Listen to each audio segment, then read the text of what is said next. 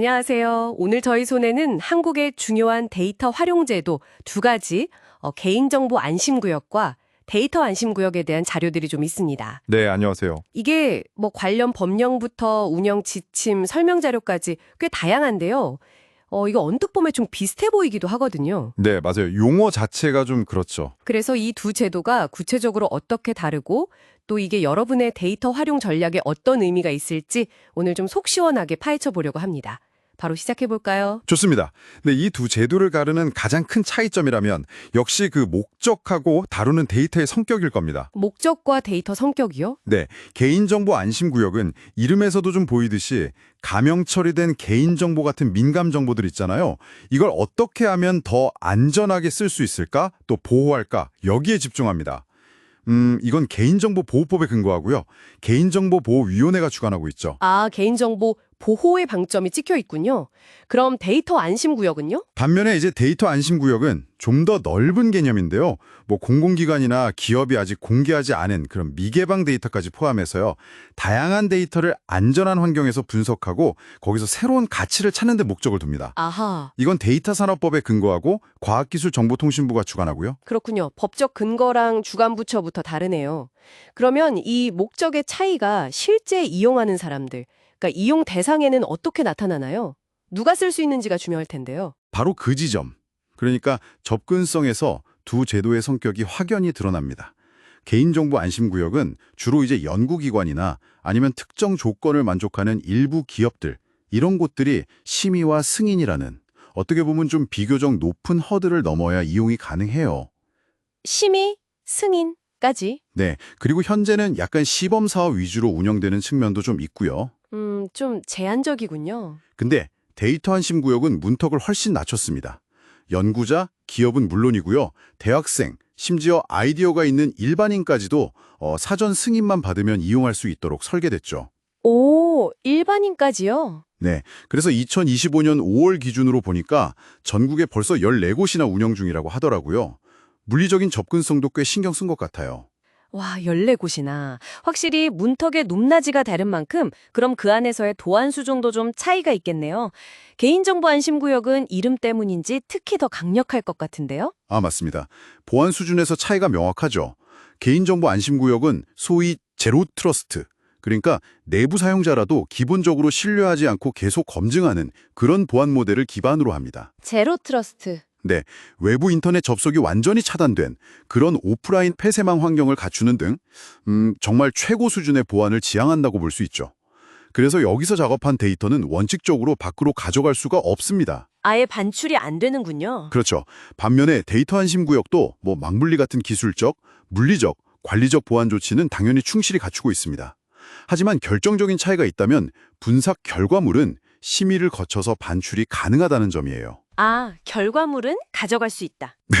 원본 데이터 유출을 막되 분석을 통해 얻은 가치나 인사이트는 확산될 수 있도록 지원하겠다는 의도로 보입니다. 데이터 개방과 활용 촉진이라는 목적과도 연결되고요. 그렇군요. 보안 수준과 데이터 반출 정책에서 확실히 차이가 있네요. 그럼 실제로 그 안에서 어떤 데이터를 어떻게 활용할 수 있는지도 구체적으로 다르겠군요. 개인정보 안심구역은 가명정보 결합 같은 좀 복잡한 작업도 가능하다고 들었습니다. 네, 맞아요. 개인정보 안심구역에서는 여러 기관의 데이터를 안전하게 결합해서 분석하는 게 가능하고요. 아니면 특정 개인을 알아볼 수 없게 처리한 그런 가명 정보를 주로 다룹니다. 네네. 다양한 결합키를 써서 데이터 품질을 높이기도 하고 또 최대 5년까지 장기 보관하면서 추가 분석이나 제3자 재사용 가능성까지 열어두기도 하죠. 5년이나요? 꽤 기네요. 그렇죠.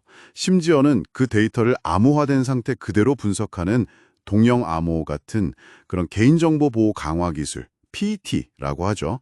이런 기술의 실증 테스트베드 역할도 합니다. 그러니까 데이터 활용에 깊이를 더하려는 시도라고 볼 수 있습니다.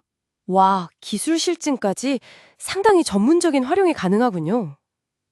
그럼 데이터 안심구역은 좀 어떤가요? 좀 더 다양한 분야의 탐험에 가까운 느낌일까요? 정확한 표현이십니다.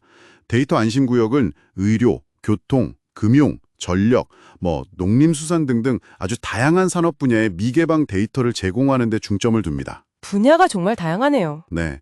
사용자는 거기서 R이나 파이썬 같은 익숙한 분석 도구하고 또 고사양 컴퓨팅 자원을 활용해서 이 데이터들을 자유롭게 탐색하고 분석할 수 있는 거죠. 분석 환경은 잘 갖춰져 있군요. 그렇죠.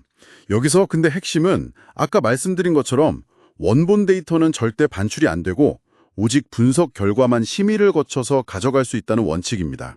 네, 그 점이 중요하군요. 데이터 자체는 철저히 보호하면서도 분석을 통해 얻은 인사이트는 외부로 나가서 활용될 수 있게 하는 그런 균형점을 찾으려는 거죠.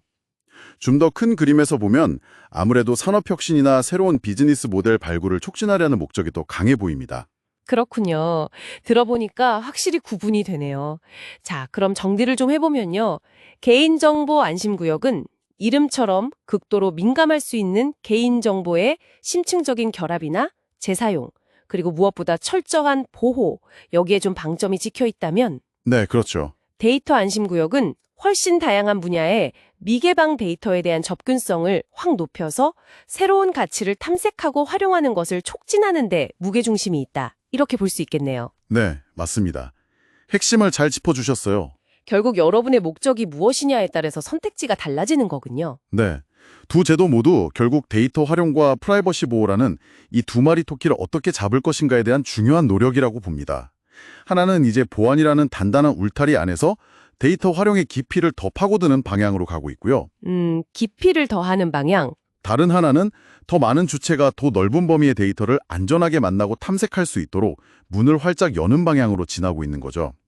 결국 이 두 가지 다른 접근 방식은 앞으로 우리가 데이터를 어떻게 다루고 또 어떻게 새로운 가치를 만들어갈 것인가에 대한 아주 중요한 질문들을 던져주고 있습니다. 네, 오늘 저희와 함께 개인정보 안심구역과 데이터 안심구역이라는 어쩌면 조금 헷갈릴 수 있었던 두 개의 문을 자세히 들여다봤습니다.